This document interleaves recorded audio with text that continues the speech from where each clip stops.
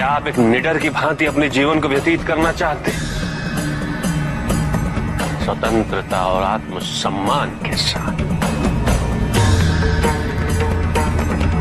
क्योंकि अपने आत्मसम्मान की रक्षा तो आपको स्वयं करनी होगी। या फिर आप सभी अत्याचार को सहना चाहते हैं? प्रतिपल, प्रतिदिन ऐसे मरना चाहते हैं आप सब? इन दोनों स्थितियों मूल्य तो हमें ही चुकाना होगा। प्रथम प्रश्न, जीवन में सच्चा साथी कौन है?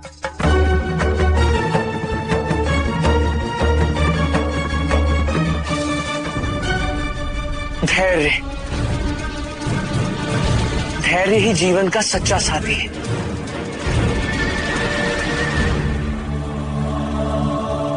ऐसा कौन सा धन है जो हमें सर्वश्रेष्ठ बनाता, किंतु उसे चोरी नहीं किया जा सकता, अभी तो उसे खोया अवश्य जा सकता है।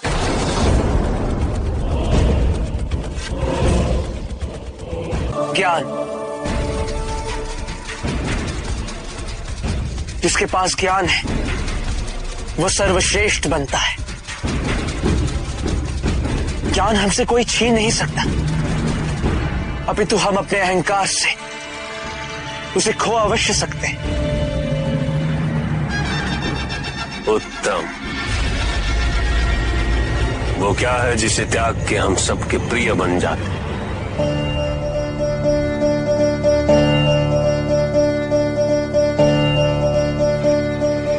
अहम। अहम का त्याग हमें सबका प्रिय बनाता है। और वो क्या है जिसे खोने के पश्चात हमें दुख नहीं, अभी तो प्रसन्नता होती है?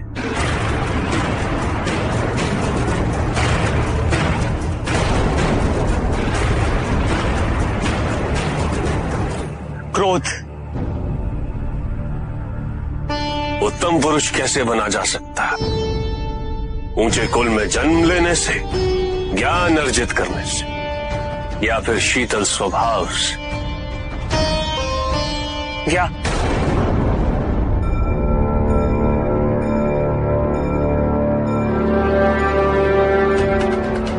मैंने तुम्हें विकल्प भी दिए हैं बालक,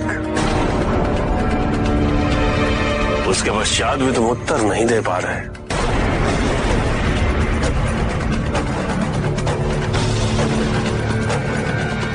शीतलता। जिसमें शीतलता नहीं, उसका पतन निश्चित है। अति उत्तम। तब अंतिम प्रश्न, उक्त प्रश्नों के उत्तर में तुमने जिन गुणों का उल्लेख किया,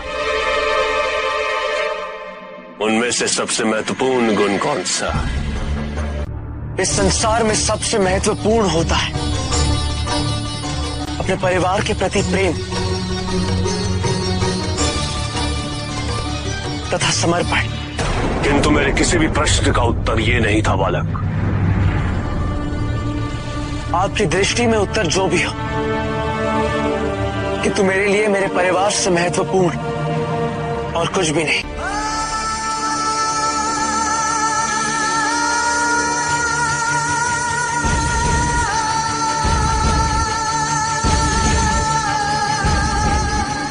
उत्तम,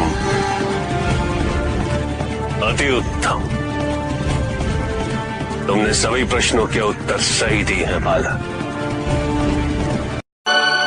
सुख की प्राप्ति से अधिक महत्व दुखों से मुक्ति का होता है ऋषि गौतम। और दुखों से मुक्ति तभी संभव है जब मनुष्य भ्रम से मुक्त होगा। किंतु आने वाले समय में जब सत्य की भिन्न भिन्न प्रकार से व्याख्या की जाएगी, तो मनुष्य का भ्रमित होना निश्चित है। ऐसे में जीवन के वास्तविक स्वरूप का बोध अनिवार्य हो जाएगा। प्रत्येक मनुष्य को तर्क विश्लेषण के माध्यम से तथ्य तक पहुंचना होगा, तत्व ज्ञान को प्राप्त करना होगा। आपके द्वारा रचित न्याय दर्शन तत्व विश्लेषण का आधार बनेगा। प्रभु, आप मुझे न्याय दर्शन के बारे में विस्तार से बताइए। अवश्य ऋषि गौतम। योग दर्शन की भांति न्याय दर्शन का उद्देश्य भी मानव कल्याण होगा, समाज के निर्माण और समानता के लिए संसार को इसकी आवश्यकता होगी।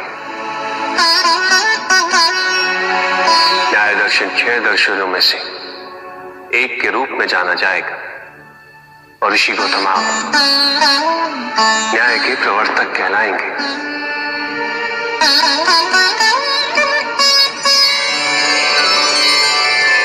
अच्छा प्रभु, अब मुझे न्याय के तथ्यों के बारे में कुछ बताइए। न्याय दर्शन में आपको 16 तथ्यों का समावेश करना होगा ऋषि गौतम। तो ये 16 तथ्य कौन कौन से हैं प्रभु? प्रमाण, संशय, प्रयोजन, दृष्टांत, सिद्धांत, जल, छल, जाति, निग्रहस्थान, हेत्वाभास, निर्णय, वाद, प्रतंड, अव्यय, तत्व, प्रमेय।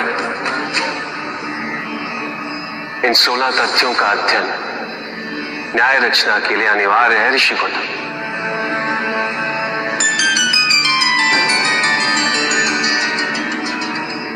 प्रमाण कितने प्रकार के होते? प्रमाण 4 प्रकार के होते हैं ऋषि गौतम। प्रत्यक्ष, अनुमान, उपमान और शब्द। इन चारों के माध्यम से जो सिद्ध होता है वो प्रमेय कहलाता है। प्रमेय 12 प्रकार के होते हैं ऋषि गौतम। अर्थ, शरीर, मन, बुद्धि, दोष, फल, दुख, अपवर्ग, इंद्रियां, प्रवृत्ति, प्रत्यय भाव और आत्मा। इन 16 तथ्यों का अध्ययन और चिंतन अनिवार्य है ऋषि गौतम।